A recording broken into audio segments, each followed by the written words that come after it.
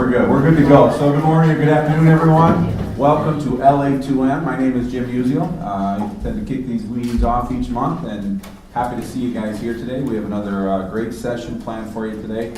A few people here for the first time, I know that, so welcome to you guys for the first time. I'll give you a little overview of how we work. I'll do a quick introduction here and a welcome, tell you a little bit about the organization, turn it over to the speaker. Our speaker will speak for about 35 minutes or so. Maybe have some time for Q&A at the end, and then we will pass the microphone around. Everyone will have the opportunity to introduce themselves so that we can hopefully do some networking and build business together. That's one of the objectives of LA2M, is to not only share great marketing ideas, but it's also to help you guys connect in business. So we want to take advantage of that. We have the room here. We're not in a hurry to get out of here. I'm sure Shamir will stick around at the end. If you have some questions, get a chance to come up and meet him and say hello. Meet the other people in the room, pass cards to each other, and let's get to build those networks and do business together.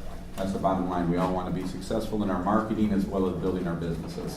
So that's how the program will go. LA2M, we are in our 8th season. We started as a very small group of guys getting together over lunch, talking about marketing ideas and trying to help each other.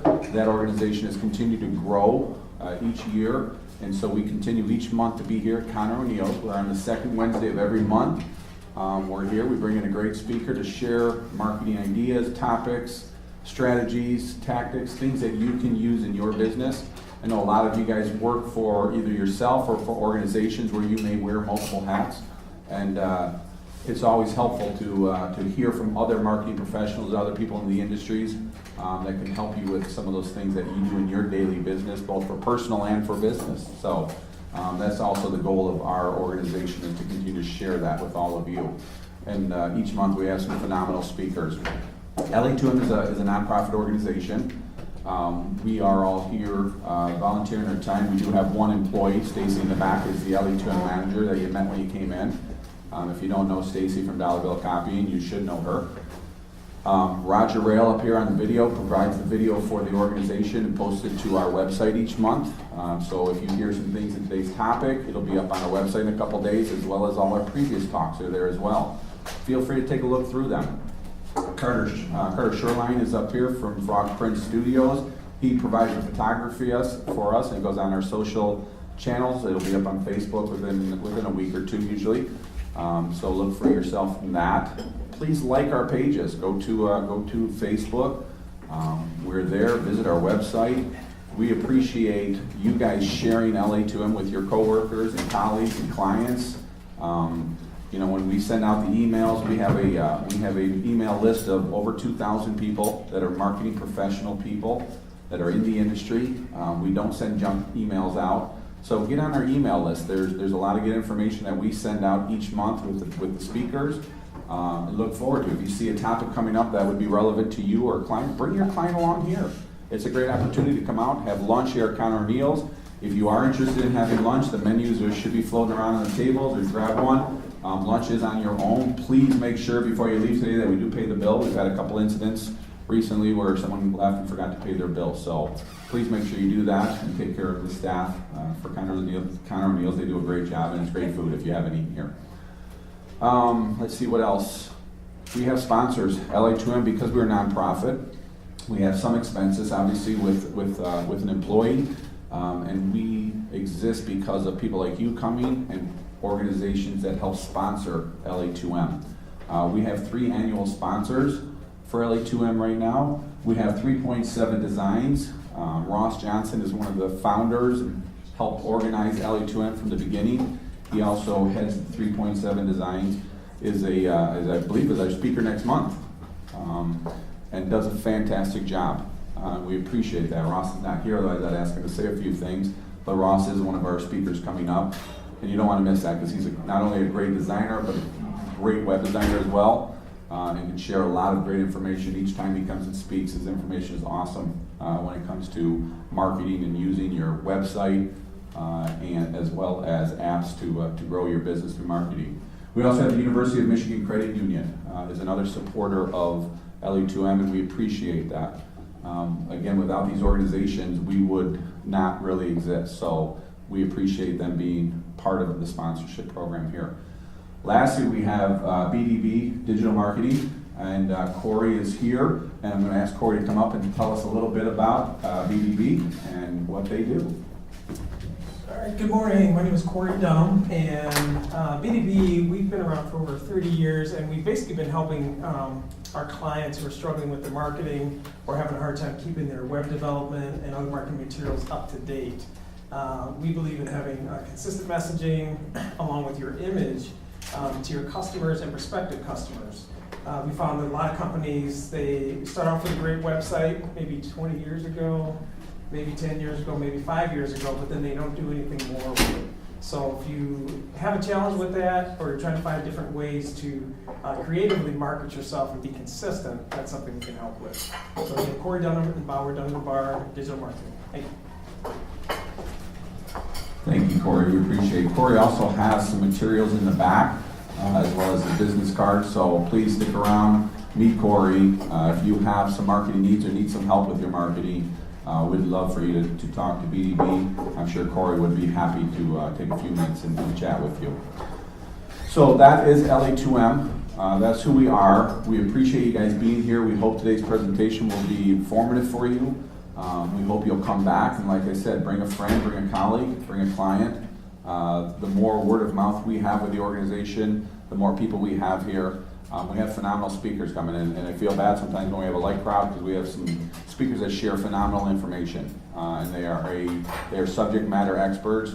They work in the field. They work with clients just like you guys do. They work for organizations. They work for agencies, larger corporations, small companies. They work for startups, and these are all things that we are all involved with. And so having these people come in is a great source of information and knowledge that they share.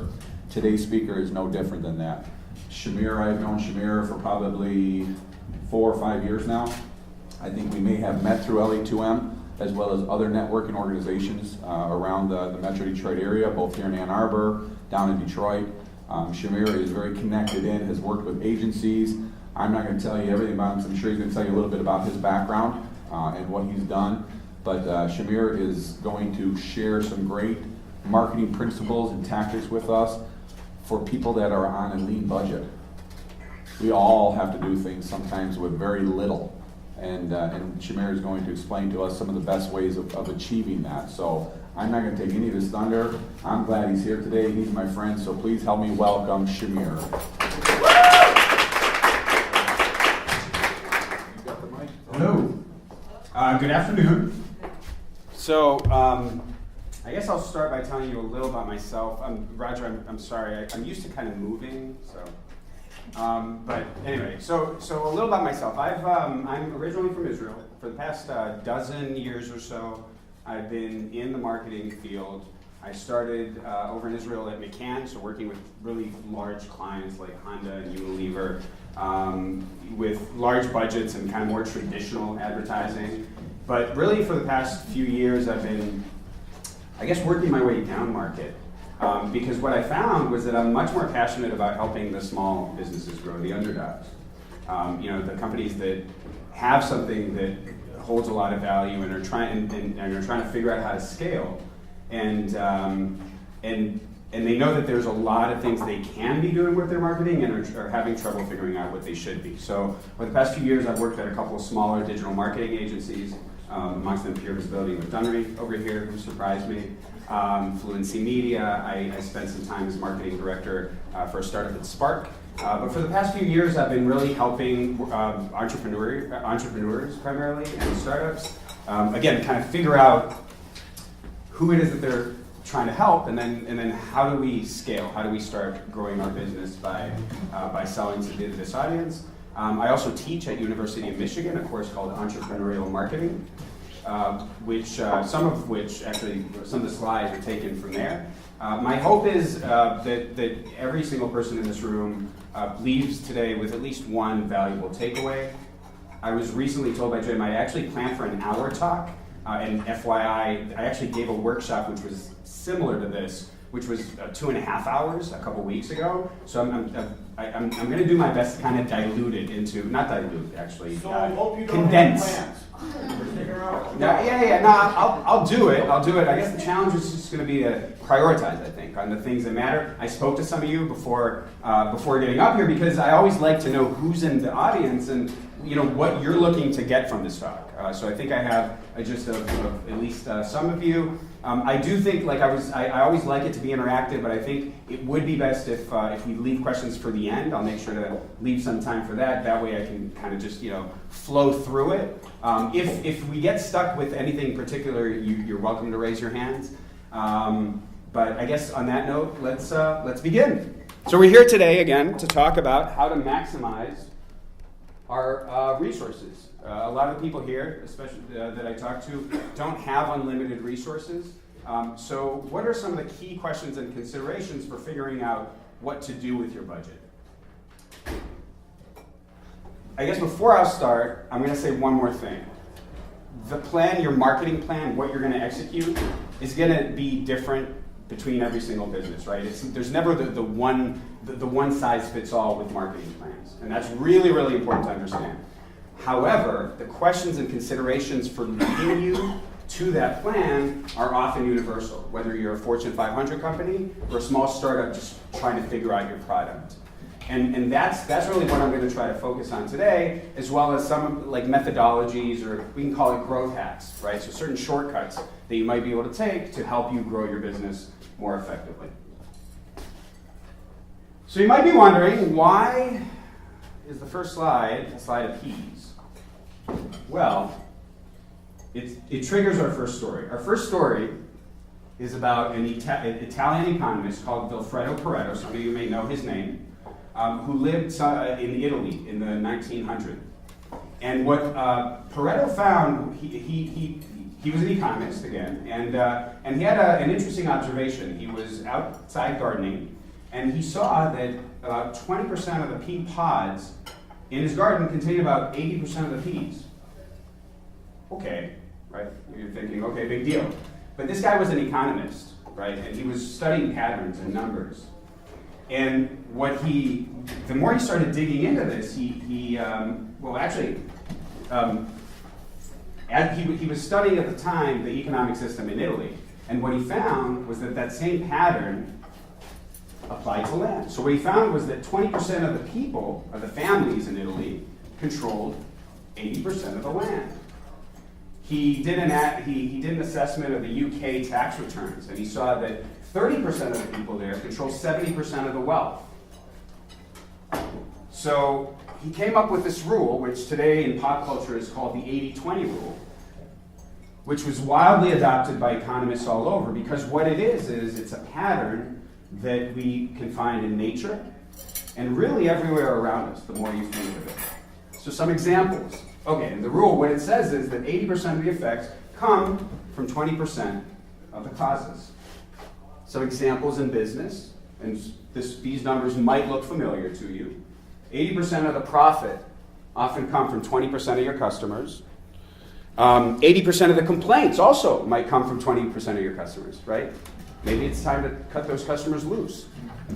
80% of the industry might be controlled sometimes by 20% of the companies in it. Now, it's very, very important to say, these numbers are not exact. It's not always 80-20. It can be 90-10. It can also be 90-15, right? Because the two don't necessarily need to equal 100.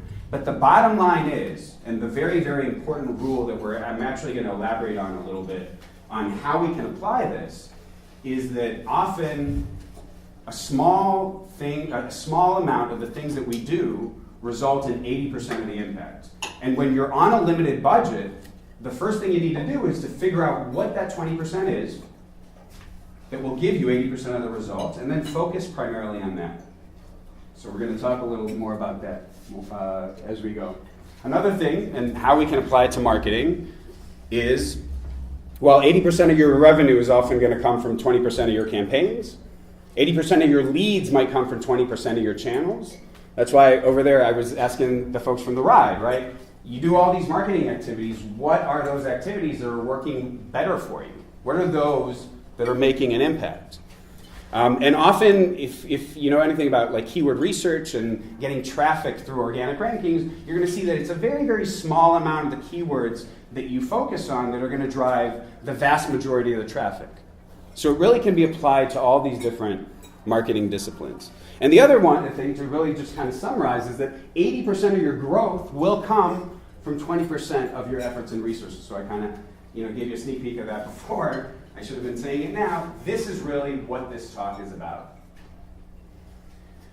On that same note, David and Goliath. Right? I've worked for companies in billion-dollar industries, for startups, competing against companies with billion-dollar valuations. And when they have a budget of whatever it is, $100,000 a month, $1 million a month, and your budget might be $2,000 or $3,000, you have to change the rules of the game. You have to do things, you have to disrupt, right? You have to find the creative things that they might be dismissing, maybe because they don't care, maybe because they're not looking well enough. But that's what this really is about. Malcolm Gladwell has a book, by the way, about David and Goliath, which I would recommend. And his premise is a very interesting one. He says, everyone thinks of this as the perfect underdog story, but it's not. Because David was a sure thing. Why was David a sure thing? Any ideas? Sorry? Goliath had bad sight? Yeah, and David had a different technology. Goliath's technology was designed to fight other big, strong people with swords or spears, right? David came, he was small, he was agile, he could move really quickly, and he could just keep his distance from Goliath. And that's the key, right? So when you don't have the same resources, you have to play a different game. And again, that's what we're going to talk about today. So before we even start talking about marketing, we're going to have to start with some assumptions.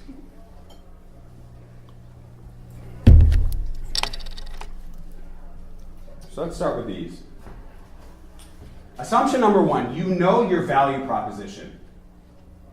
Okay, before we can start talking about marketing, you need to know your value proposition. What is a value prop? And when I say value proposition, a key thing to understanding is that your customers are not buying your product.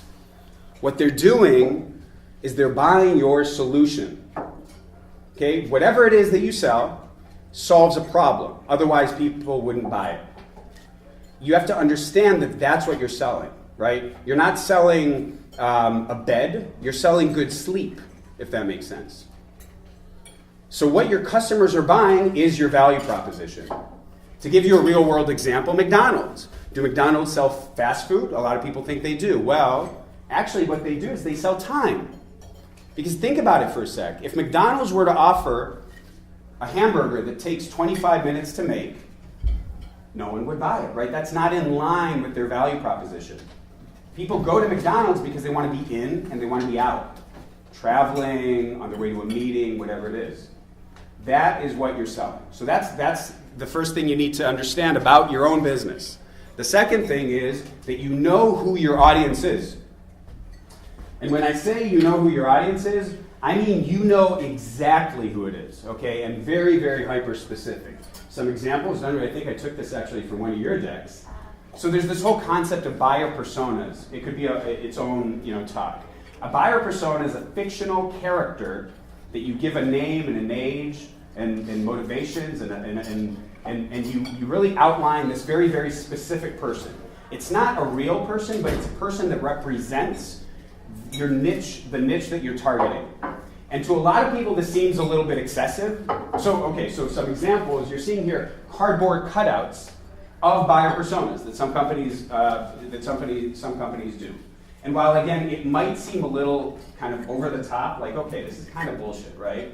It's not. And the reason is because once you have that person, once you know her motivations, again, where she has friction in her life, what value she's getting for your product, you can A, build a better product centered around delivering value to that very, very specific person, and B, build much more effective marketing campaigns centered around delivering the right value proposition to that person.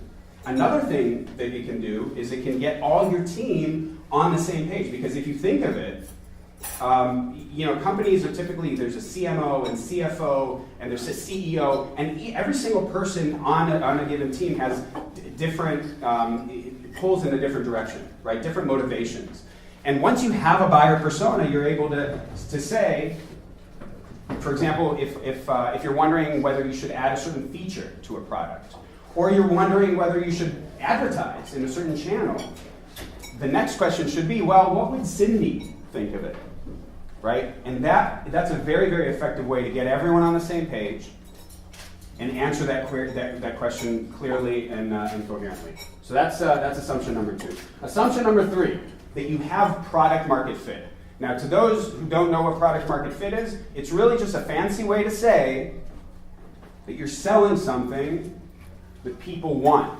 That's product market fit. Because if you have a great idea, that's not enough, right? To be an actual sustainable, profitable business. Having a great product, also not enough, because companies don't fail because they don't have products, or good products. Companies fail because they don't have customers, right? So what you need is a product that fits the very specific person, right? Solves a very specific problem for that person, and we call that product market fit. And you need to have a large enough group of those people, right, in order to be able to grow as a sustainable business. And the reason this is super important is because sometimes I'll talk to companies or very, very early stage startups who don't yet know they have product market fit. And at that point, it's impossible to make educated marketing decisions. You simply can't know before you know who that person is and what you're trying to sell. So this is key this is the foundation, right? This is where you need to be in order to figure out how to grow. Okay, so we talk about figuring out how to grow. The next thing you need to do is know how to measure growth. And the reason is because if you can't measure it, how do you manage it? Right? If you can't have some kind of idea of, I did this, and this is what it resulted in, then how do you know if it's successful and if you should do it again? Right? So, I'll actually hand it out to you. This talk is about growth. What is growth? Who wants to kind of share? What does it even mean when we talk about growth? Profit. Profit, okay. Anything else? For us, it's ridership. Ridership, okay. So like active users, we could call it, right? Not like people actually using the system, but also returning to the system. Okay, what else? Anything else? Yeah? Measure awareness. Awareness? Okay, so awareness. Okay. So, as you can see, I guess, the point I'm getting at is that growth is apples and oranges. There's no one definition of growth. For every business, it can be different. For some, it's active users. For some, it's revenue. For some, it's profit. For some, growth just means like runway, right? I mean, if you're a startup, you're building a product, growth might just be, let's get an investment and build a better product.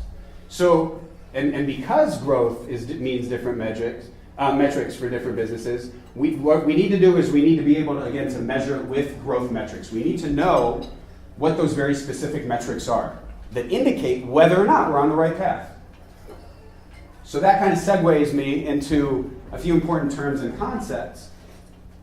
So we talked about growth metrics. We're going to call these key performance indicators, KPIs. Some of you may be familiar with this. What KPIs are again, our success metrics. Oh, what did I do? Okay. They're the only metrics, really, that we should invest energy. Sorry, okay, so KPIs, and this is actually startup specific, okay? But the important thing is we want these metrics to be actionable. We want to be able to learn from them. So KPIs have really 3 criteria. Actually, a couple months ago I was here, and Doug Lance, he talked about lean project management, and he also talked about project management KPIs. And these are really the 3 conditions that we need our key performance indicators, our growth metrics, to be able to fulfill. So number 1, they need to be accessible. We need to literally have access, right? And a way to measure them. Number 2, they need to be auditable. We need to be able to rely on the data and know that it's true. And we need it to be objective data, right? So that when everyone is looking at it, we know that this is the same correct data. And then number 3, and this is where I think it gets a lot of times overlooked by companies, it needs to be actionable. So it needs to be data that can help us make better decisions. And that's essentially why we need these KPIs. So we talked about different businesses having different KPIs. Another thing to understand is that different KPIs, not all KPIs are created equal, right? Some KPIs might be very, very important, and some KPIs may not be as important. And an example of that might be this, right? So your revenue is flat, but you're getting way more traffic. Your traffic is growing and growing and growing, right? A lot of business owners say, well, no, my website traffic is growing. I'm on the right path, right? But if your goal for growth is to sell more, and your traffic is flat your revenue is flat while your traffic is growing, you need to get back to the drawing board and ask yourself why that's the case, right? Another example might be social likes, right, or followers. So social followers are great, don't get me wrong. They're great for awareness, right? They're great for maybe reputation. If someone's checking out your Facebook page, you want to seem authoritative, right?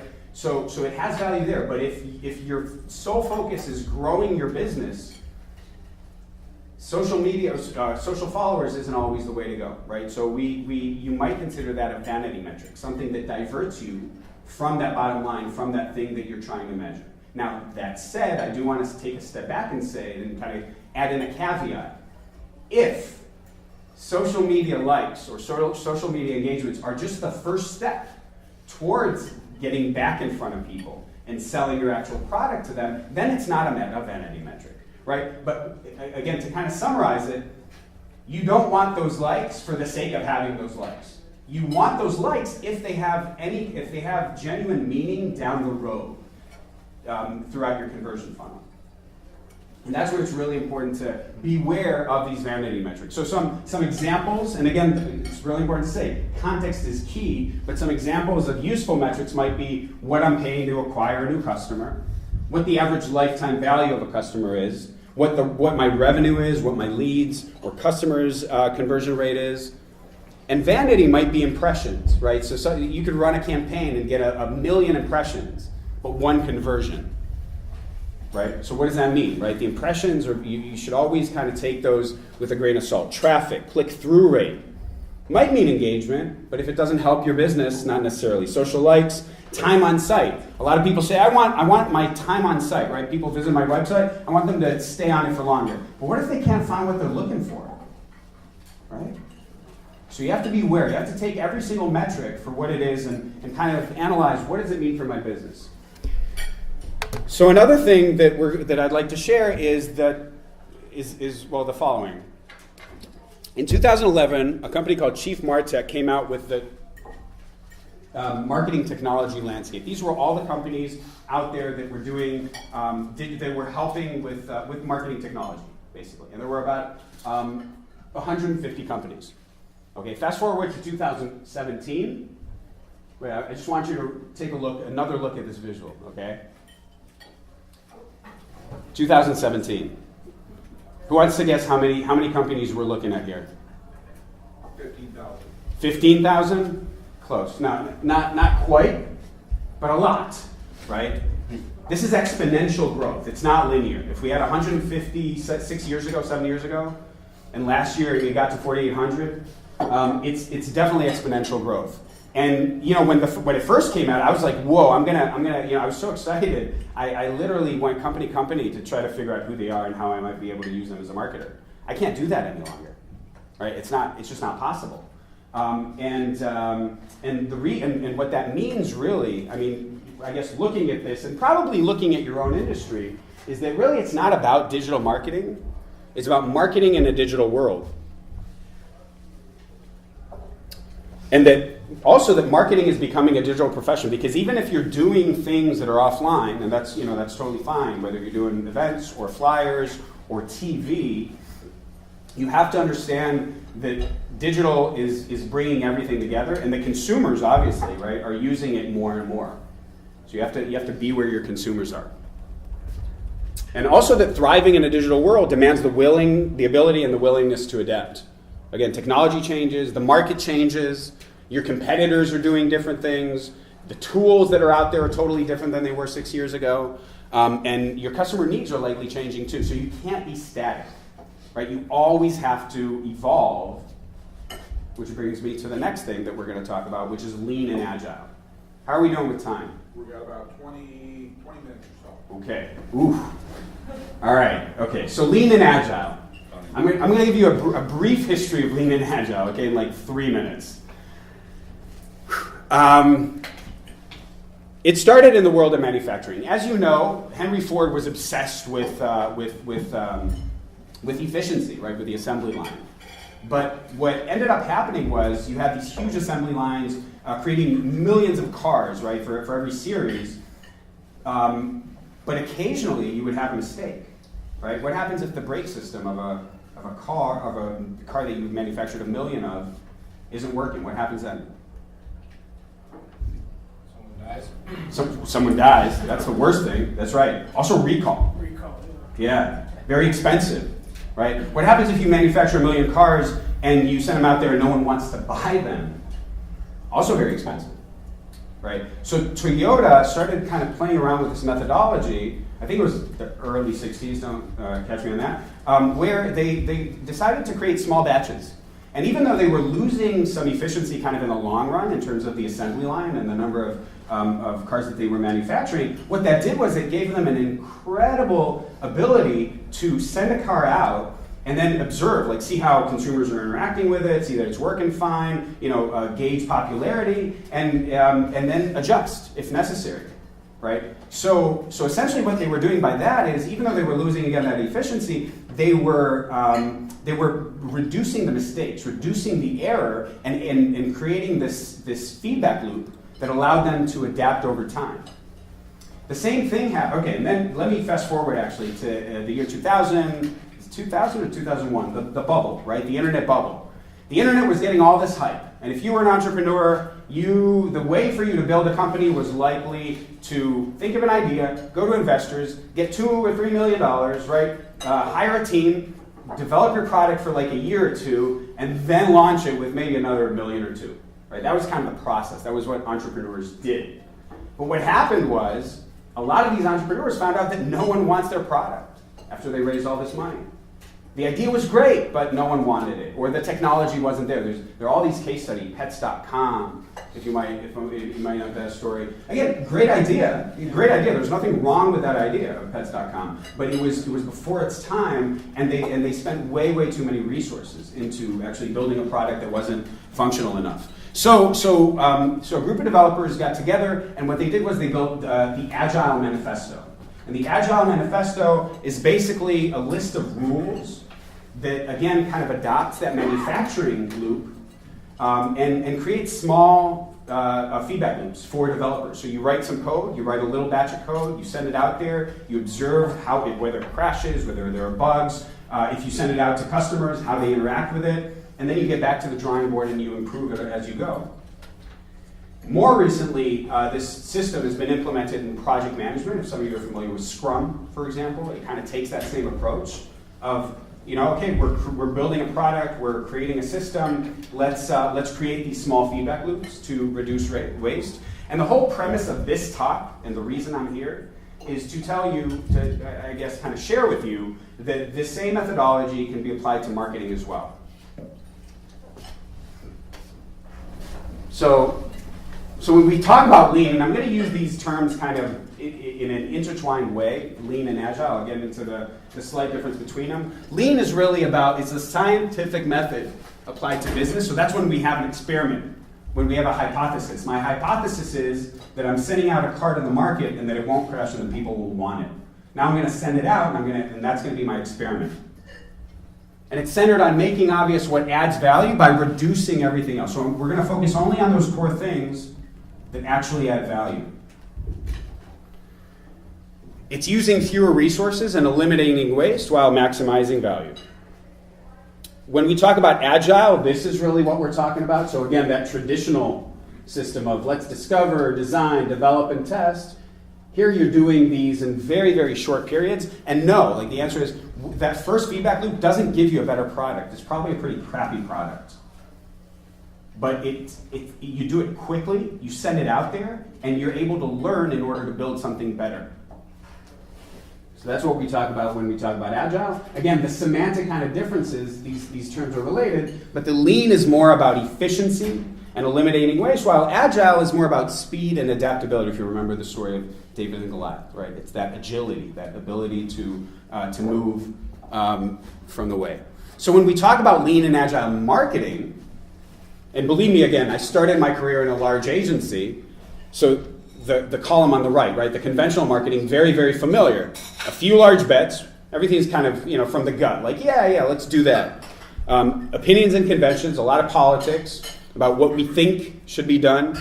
Mass markets that you're not necessarily able to measure, and a lot, again, of like politics and ego. While when we talk about lean and agile, it's really those small experiments, it's knowing how to measure it, it's creating intimate customer tribes, and really being focusing on engagement and transparency, right?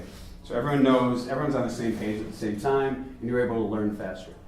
Another core term that I'd like to share is minimum viable product. So this is, again, more about product development, but it's the smallest and simplest incarnation of a product that you think will resonate with your audience. We can do the same thing with marketing campaigns. So, and that's another thing that we're going to talk about today. The feedback loop that I mentioned can simply be, I guess, demonstrated like this, where you build, you measure, and you learn. And then you build again, and you measure and you learn, and you keep going until you have a product that people actually want. So if we were to build boxes, if that was our idea for a startup, or squares, right? One way we could do it is we could create the blueprint and find a manufacturer and spend a lot of money on every single angle of that square, or we could just create a small square and get it out there and see how people interact with it, and maybe find out that people want triangles. Right? And then we didn't waste all those resources. Or if they did want the square, then we could create a bigger one, and a bigger one, and a bigger one. Another term is traction. So when we're going to talk about traction, we're talking about evidence that your business is in the right direction. And again, for every business, this might mean something else. The 50% rule is a rule taken out of a book called Traction that I'll talk about, which really says spend 50% of your time on product and 50% of your time on traction. Now, I teach engineers. Engineers hate to hear this. They hate it because they're all about product. They're all about building the best, most awesome product with all the features, right? But again, as I mentioned, businesses don't fail because they don't have good products. They fail because they don't have customers. And getting those customers is what we are talking about when we talk about traction. So what stands between you and traction? Well, you need to find the right traction channels. You need to find those channels that get you in front of that buyer persona, the right person, at the right time, in the right place, with the right value proposition. Right? You need all of those things to happen in order to be able to motivate them to engage with you. To understand that, what you're offering does actually deliver me value, so sign me up. So I'm going to give you a brief overview, and again, in the workshop, this is actually something that we kind of took some time to exercise with, of this book that I would recommend called the book Traction. And what it does is it delivers a framework, a bullseye framework, where in this bullseye, the writers, they basically take all the different things that you can do with your marketing activities, and they segment them, they categorize them into 19 different categories. Now, it's really important to say this categorization is not perfect. It's not. Some things like offline marketing, very, very broad. There are a lot of overlaps here. There are a lot of things that you can do here that are also good for this. So for example, I think content, where is it? Content marketing, right? That's one thing. SEO is another thing, but really if you have a great content marketing strategy, that helps your SEO, right? So there are all these things that can be intertwined, but this framework, what they do is they force you as a business to brainstorm each and every one of, I hate that word. Basically, the framework, what it does is it's a methodology for figuring out what you should do. And that methodology says brainstorm each and every one of these traction channels. ask yourself, if I were to do affiliate programs, what would that look like? And just write like a couple sentences. The idea of that is just to kind of relieve yourself of biases and try to open yourself to all these different things that you might be able to do. The next methodology, and then why is it called the bullseye framework? Well, there's a bullseye, right? The next step is to move 4 or 5 of those traction channels and activities that you think are likely to maybe work, right? So the first question was, what's possible? And you brainstorm all these things. The next question is, into the middle ring, what's probable? What do I think, given the resources, given my goals, given what I know about my audience, given what I know about these channels and how long they'll take it to affect, what do I think might work? And then you start running small tests in each of them to validate whether or not they do. And that's when you move it into the middle. So the first half of this talk was, again, lean, agile, and kind of how to zoom in. Now I want to share some things about, I don't really like this term, growth hacking. It's kind of been abused, I think, over the years.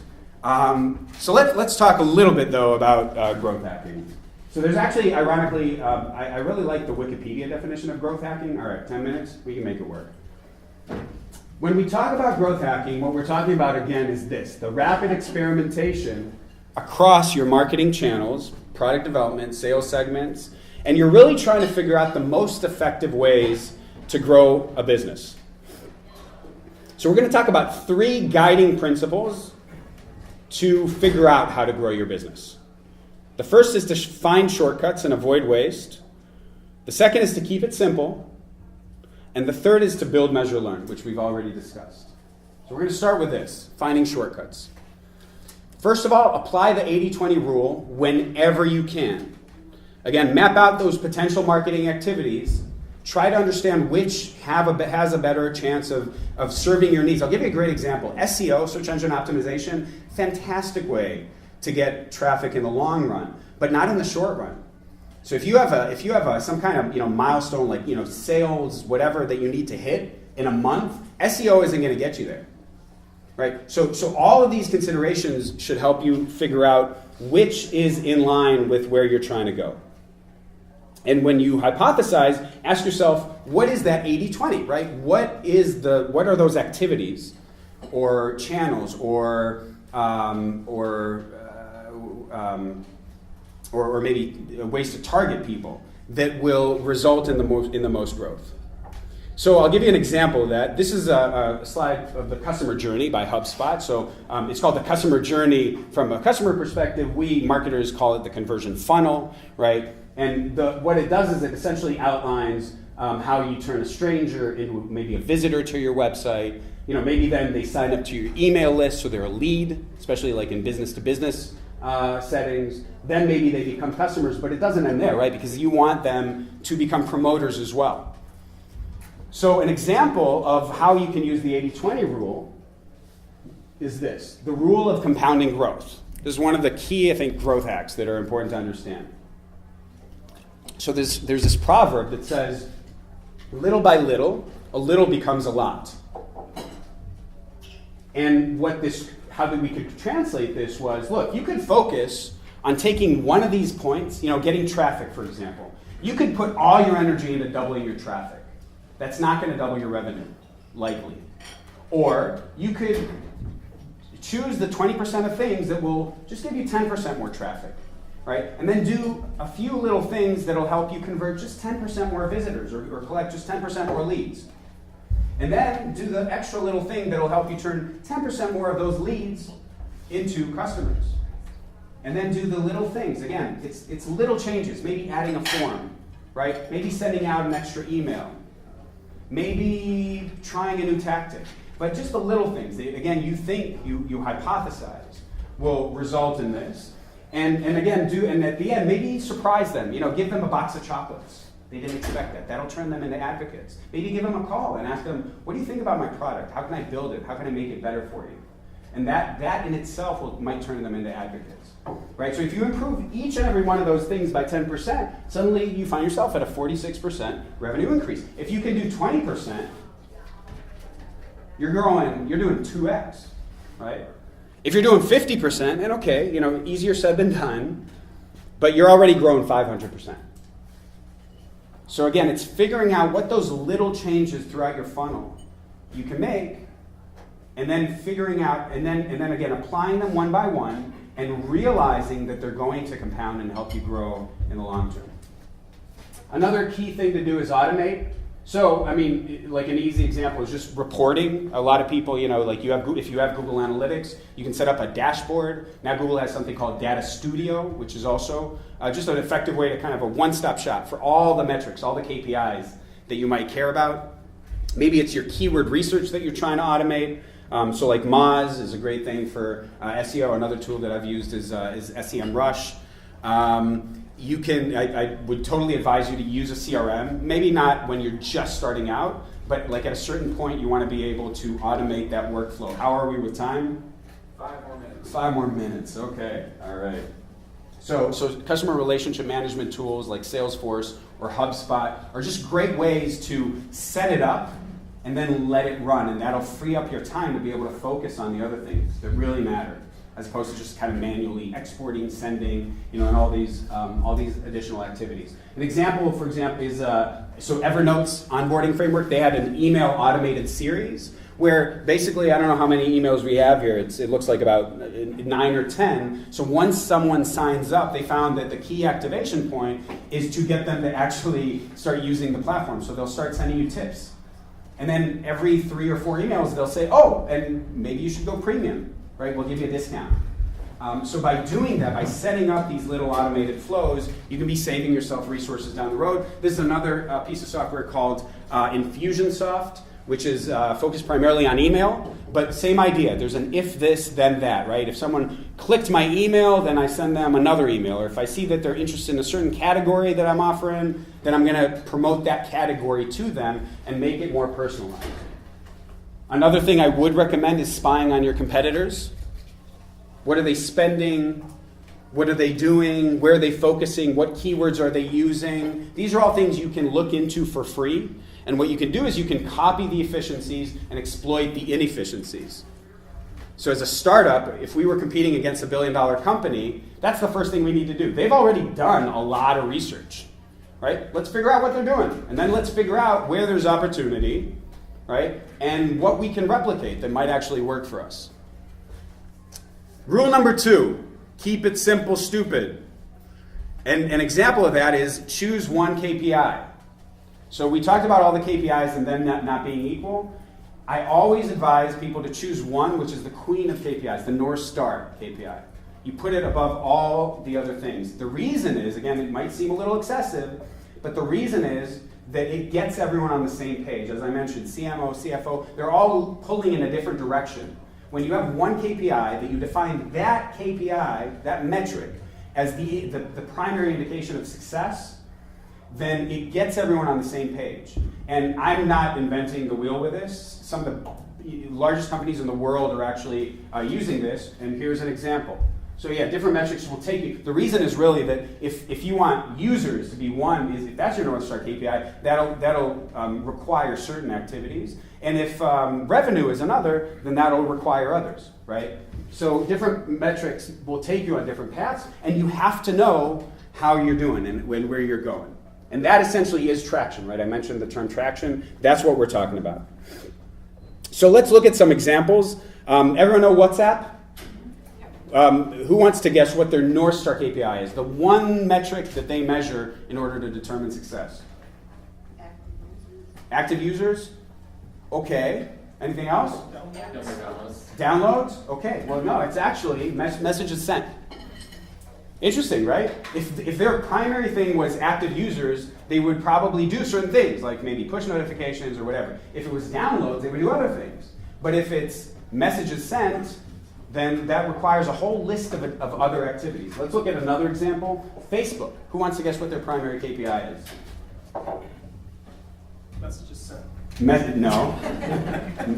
Close, no. Let's do one more. I know we're kind of short on time. I'm going to try to, yeah. Screen time? Screen time. Okay, no. So the answer is monthly active users. So it's active users, but notice it's also monthly. It's specifically monthly active users. In other words, a user that comes back to the platform at least once a month. Now, one of the things that they found was that there's a key activation point. When people have 14 friends, that's the tipping point. That's when people get back to the platform on a monthly basis. So that guided their next activity. How do we get people to have 14 friends when they sign up? Right? They kind of work their way back after having that metric. And again, they could, if it was revenue, Facebook would be a whole different thing. They would probably focus on having more ads, right? Because that's what you would do if you wanted more revenue. But monthly active users guides a whole list of additional activities. We're gonna, just to skip. So Airbnb, nights booked. It could be other things, right? But that's what they decided their North Star metric is. Start hyper-focused. So this is another recommendation. Begin by targeting the active seekers. We talked about that before. You can always persuade someone who doesn't want or know your product to buy from you. It's always going to be resource intense and require a lot more effort on your end. This is an example of going niche. So understanding the long tail from one of my clients. Should I start to? Okay. All right. I'm gonna kind of keep going. Another recommendation is make it super easy to buy from you. An example is I love Slack's homepage. Just very, very simple, very clear call to action. Another thing is Amazon's checkout box. If you look at it, you can't navigate out of it, right? Like I clicked that these are the things that I want. That's it. There's only a yellow button. Anything else that I do is an upsell, right? So they're making it much more likely that I'm going to convert. I always advise creating a lead magnet, so giving something great for free. Maybe it's a PDF about the industry, or maybe it's a small gift, like a token of appreciation, that'll get them in. And create great content. We talked about traction channels. Content is always key. You can take content and you can do other things with it. Again, content is not about SEO. It's not necessarily about traffic. It's really about, think of it as something that delivers value to that buyer persona that you've identified. And then you can recycle it through blog posts, social posts, infographics, etc. And then share it as well. Content is fire, social media is gasoline. So once you have that content, try to leverage it. And prioritize and leverage, right? So that's what I said. Like once you have that great blog post, turn it into an email, turn it into an infographic. Share it on different social channels. That's going to make the most of it. You're going to a trade show, do the same thing. Talk about it. Run a campaign about it.